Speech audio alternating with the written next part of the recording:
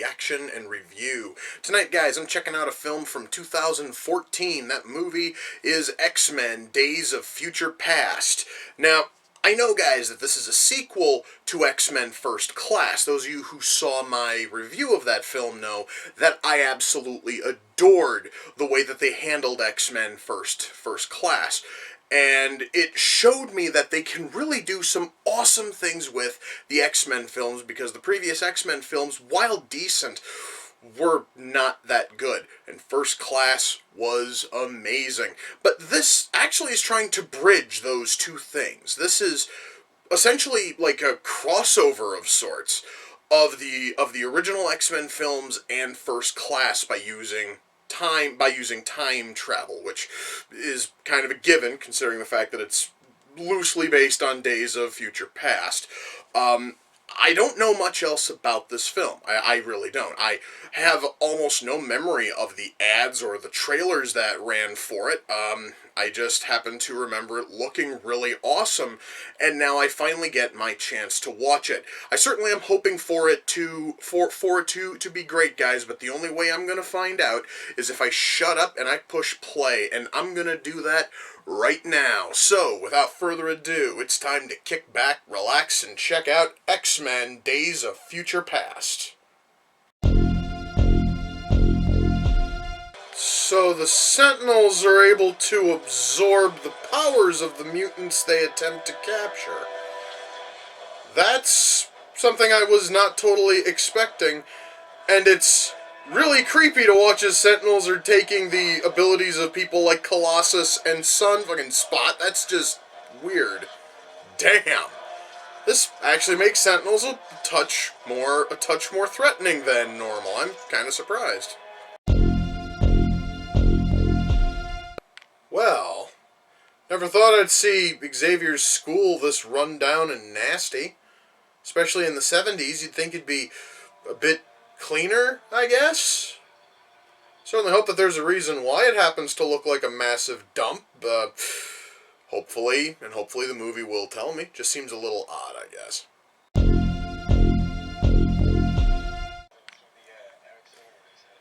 You know, guys, out of all of the JFK theories I have heard, that one is probably the coolest fucking one.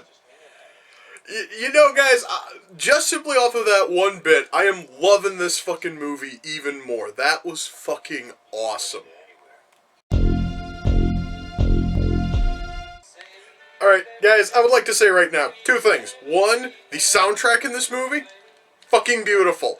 Two, Quicksilver officially is my favorite character in this whole goddamn movie. I am really digging how they've handled Quicksilver in this movie. This is fucking amazing, guys.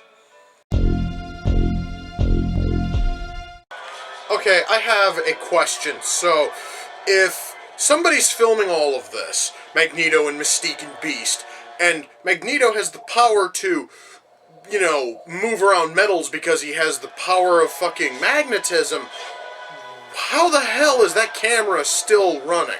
How the hell is that film any good? How the hell is his fucking magnetism not completely fucking over every camera in fucking range?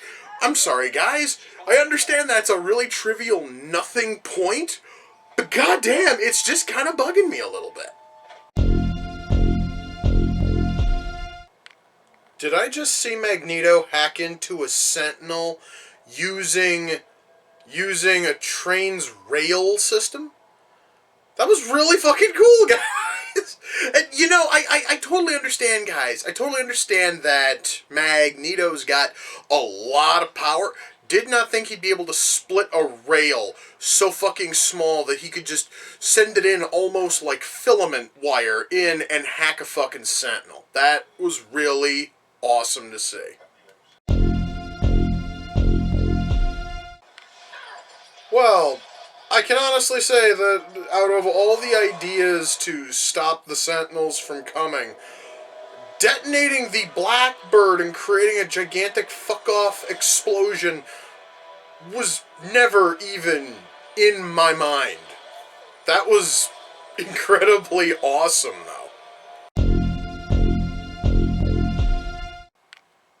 So they change the past, and Cyclops gets shades that look infinitely uglier than anything he's ever worn in his entire life.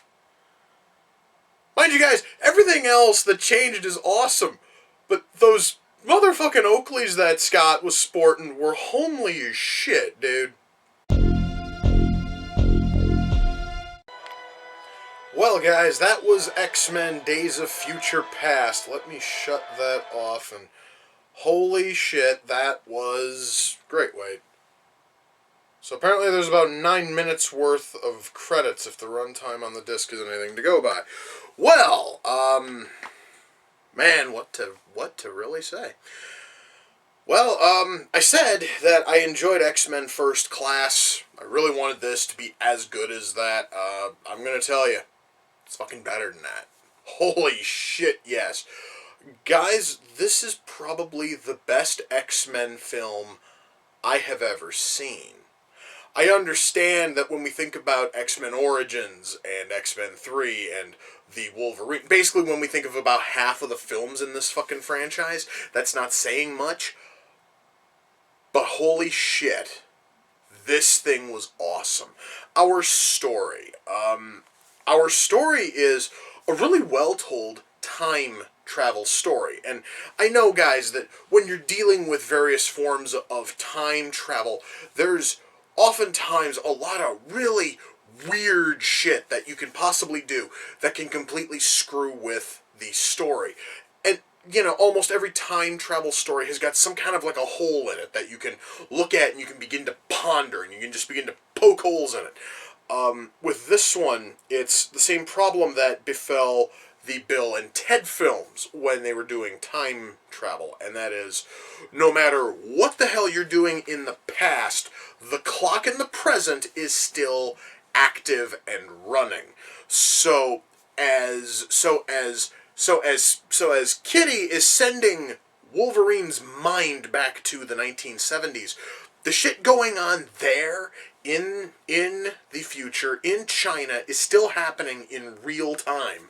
So that means that Wolverine has got to hurry the fuck up and get this shit done quickly because they don't know when the Sentinels are going to show up. These oddly fucking enhanced Sentinels that are able to take on the powers of the targets that they are going after, which it's probably the first time I've ever seen a Sentinel as a genuine threat, because in every other fiction, in every other, version of the X-Men, and every other iteration of the Sentinels, they've always just been giant fucking robots that are able to track mutants. But still, at the end of the day, they're still just robots. There's nothing really ultimately special to them. The fact that if fucking Sunspot blasts a Sentinel with enough fire, the Sentinel is able to alter its body and counter it, or it can just turn into flame itself and completely neutralize it, which would then make it an even bigger threat against somebody like Iceman. Or the fact that they can just blast energy at Bishop, and Bishop can only fucking absorb so much, and then you watch as Bishop explodes. I'm going to say that one thing about this film I kind of liked is the gore is, well, not the gore, but just how graphic a lot of the kills are in the future late in the film. The memorable ones are Bishop, Colossus. This, honestly, guys, is not much of a spoiler, since you fucking know the whole film is about changing that future and making it so that way it never fucking existed. And while I have complained about movies that do that, where they use time travel and essentially undo everything, this didn't undo everything. It basically just changed the future.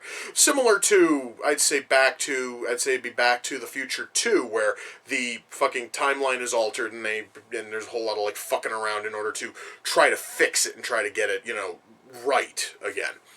That's kind of sort of what they did here. So even though the future that we are shown at the start of the film never happened, and basically everything after 1972 never happened, the fact is, we still get a large chunk of the story that even in a narrative sense did happen, and it did alter everything after that, which I guess kind of renders all of the X-Men films set after Days of Future Past non-canon. That means X-Men, X2, X3, Wolverine, X-Men Origins Wolverine, none of those are fucking canon anymore because they altered the future. And we saw Toad in 1971, and yeah, and unless the Toad we saw in X-Men is the son of the Toad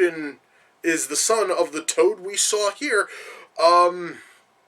then that means that Toad never fucking existed. The whole thing, guys, is like a real fucking like timeline fuck around, and I guess that was just sort of their way of trying to like wipe the fucking slate clean without having to do a full blown reboot, and that's fine. That's awesome. I'm totally digging that. I was, before I flew way the fuck off topic, I was talking about their use of time travel. I did kind of bring it back with the what is and isn't canon anymore thing. But it really is kind of sort of a fascinating thing. I mentioned how everything in the future is still going in real time as Wolverine is in the past. And that is a really cool thing because it does kind of put a limit on exactly how much time he can spend back there. There is also the fact that Wolverine has to stay focused. He has to think positively, and if he is in a great deal of pain, or if he's given some kind of like a psychological flashback and it just sort of fucks with him, then essentially Shadowcat's got to struggle even more to keep his ass in the 1970s. So when Wolverine runs into William fucking Stryker, it basically sends him into a PTSD flash fucking back that almost launches his ass back to the future. In fact, it actually kind of did for about 30 seconds. That was, or like 30 seconds to a minute, which was a really cool thing. I really liked that. Honestly, guys, our story here is done incredibly well. If there's one thing, and this is a little bit of a spoiler, one thing I didn't like is the fact that most of our cast who actually survived to the end of X-Men First Class are all dead now. In fact, that is part of a speech between Eric and Chuck when they are on the plane, and they basically are talking about who essentially fucking abandoned who, and Magneto just goes off. He lists off every single X-Man we had in First Class and said all of them are dead. And it's just like right out of nowhere. We now fucking know. We are never going to see Angel. We're never going to see Emma. We're never going to see any of these characters. Because all of them have died between First Class and here. Which kind of sucks. The only ones who survived were, let's see, Charles, Magneto, and Beast. And Beast in this film is sort of cool. I will say that our characters that are here are cool. Would have been nice if they would have left a couple other ones alive. I mean, we do happen to see Havoc early on, so we do know that Havoc makes it to this film. However, his time in the movie is so painfully short it almost hurts. Speaking of characters who are in the film for a painfully short amount of time, I would have loved to have seen more with Quicksilver. I commented at one point that Quicksilver was my favorite character in the film, and he still fucking is. But he's only in the film for like 15 minutes or so, and his time in there is memorable, it's awesome, it's funny, and when the hell else are you going to see an action sequence set to Jim Croce's time in a bottle, and it kind of works? They were able to do that, and I loved that scene. Well, shit, I loved everything with fucking Quicksilver. The character was amazing. I would have loved to have seen more with him, and we do see him again in the third act as he's holding on to his as he's holding on to his younger sister. Going to assume that was supposed to be a very young Wanda, a very young Scarlet fucking Witch, but they never mention her by name. But still, it would have been great if we could have seen more of Quicksilver in the film. Writing, guys, in this film is just fantastic, and that all by itself is awesome. But what I love is that our acting is still top-notch stuff. Now, I knew going in that we were going to get good stuff from Hugh Jackman and Surian and Patrick Stewart and everyone else who came over from First Class. And once more, I have to stress, the guy they got to play Quicksilver is part of the reason why the character is so fucking memorable. He steals the show with that. And I would probably say that he turns in the best performance amongst the new actors who come in for this film. If not for Peter Dinklage absolutely killing as Bolivar Trask. He absolutely just lays it all out, and he does such a great job. And I know that Dinklage is a fantastic actor, so I knew that him going into this, we were going to see something great. Okay, and we were going to see something memorable, and god damn it, we fucking did. He completely rules. If there's anybody, I would have to say, turned in a rather questionable showing, it's whoever the hell they cast to play Richard Nixon. Because it doesn't sound like a realistic depiction of Nixon. It sounds like somebody trying to do the Richard Nixon impression from fucking Futurama. Alright? It doesn't sound like Nixon. It barely looks like Nixon. Well, then again, that honestly is just more because the makeup really sucked and Nixon's hair looked really, really like plasticky and fake. So also did his nose and his jaw and everything else they had to put on with makeup. Anyway, but that though is more makeup than anything else. But all of that would probably have been forgivable if the actor tried to do more than just a really fourth-rate impression of Richard Nixon. So past that one actor, everybody else did a marvelous job. I loved what they did here in terms of acting. Special effects. Once more, I have to mention Quicksilver. I'm probably going to be mentioning this a lot because the scene I mentioned, which is set to Time in a Bottle, which, by the way, I should mention is probably one of my favorite songs by Jim fucking Croce. I think that's sort of why I'm really partial to that scene, is because it's set to such an awesome song. But it is Quicksilver attempting to stop a ton of guards who are all firing plastic bullets at once. Well, plastic or plexiglass, they never really specify, but it's something basically which cannot be stopped by fucking Magneto. And the whole thing is just Quicksilver running around and fucking around with everybody. And then at the very end, you just see, as he's just sort of taking the bullets, he's very slowly moving them so that way then they miss everybody. And it was just an amazing scene. And the fact that the whole thing is done with stuff very, very slowly moving and falling and flying around. And we have Quicksilver going at regular speed, and he actually has time to essentially do all these little like goofy ass things, which just come off as incredibly funny as he's doing all this. It looked fantastic, and that honestly, guys, is just the tip of the iceberg in terms of special effects. This movie does brilliant things with special effects. It really doesn't matter if we're talking about the Sentinels of the future or the Sentinels of the 70s. Both of those look awesome. Everything in terms of special effects is great. Special mention outside of the Quicksilver scene has to be when Magneto hijacks a fucking baseball stadium. Well, not actually the whole thing, but just basically like the bleachers and the walls and everything. Lifts it up and basically like transports it to the White House. That scene of him just basically like taking it and tearing it down and lifting it up, it is some marvelous, fantastic CG. It's awesome to see. But that one scene also brings up one issue I didn't think I'd have to touch on in this. And that's product placement. It really is the only scene which has active product placement because he is inside of a baseball diamond. The bleachers are covered in ads. What I will say is, even though it is a little bit odd to very clearly see as the camera's almost hard focused on signs for Mountain Dew, Pepsi, Budweiser, Adidas, Hostess, and everything else that's all on the billboards, what I do like, though, is that they at least kept them period authentic. Well, I'm not sure about Adidas. I do not remember seeing a lot of ads for those back in the 80s, back in the early 80s, much less in the fucking 70s.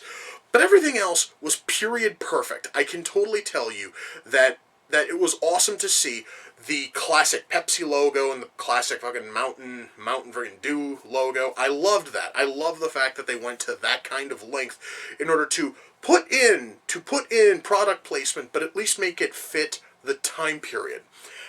Speaking of getting things to fit into the time period, this kind of ties into writing. I really liked how, where a lot of these films of people having to travel back in time for reasons, this, and this, oftentimes have some kind of culture, shock.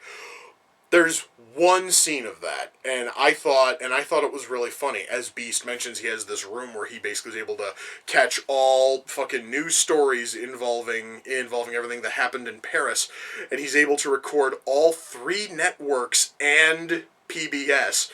And Wolverine just kind of goes shocked, goes, really? All 3 networks? Which to me was just sort of a nice little nod to how much shit has changed since the 70s. It was a really nice touch. Our sound mix here is good. Our soundtrack, well, I've already talked about one song on the soundtrack. Everything else on the soundtrack is really good. I loved everything that was in this film in terms of soundtrack and score. Our score is fucking epic.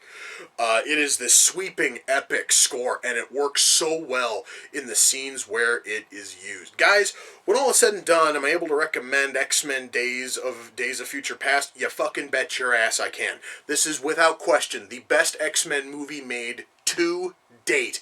And as much as I'm looking forward to the next one, which is X-Men Apocalypse, I don't think it's going to be able to top this. It is going to take a lot, guys, for a fucking X-Men movie to top this thing. It is that good. I can totally recommend this thing. It is fantastic. And I do know that there is a second version out there, which for whatever reason swaps out Shadowcat with Rogue. I don't know why. I don't care why. One of these days I may actually give that version a watch. Probably not for this show, but I may just watch it out of fucking curiosity at some point. This version, though, is awesome. I can absolutely recommend it. I'm so happy that I picked it up when I fucking did. This sucker is going to have a happy spot in my Blu-ray collection. And you know what, guys? Now that I've watched this, I kind of feel like marathoning all of the other X-Men films, even though most of them technically are no longer canon after what all happened here. But frankly, absolutely none of that matters. I'm totally willing to go back and rewatch all of the other X-Men movies, and I think I'm going to go and do that right now. I'm going to go and grab my, big-ass box set of X-Men movies, and I'm going to marathon all of them, except probably for the 2 of them I haven't seen yet. I'm going to save those for future episodes of this. But that means I've still got a couple of X-Men movies to go and watch, and goddammit, I'm going to have a hell of a lot of fun. And with that, ladies and gentlemen, we come to the close of another reaction and review. Until next time, ladies and gentlemen, take care, and I will see you all in the near future. Peace.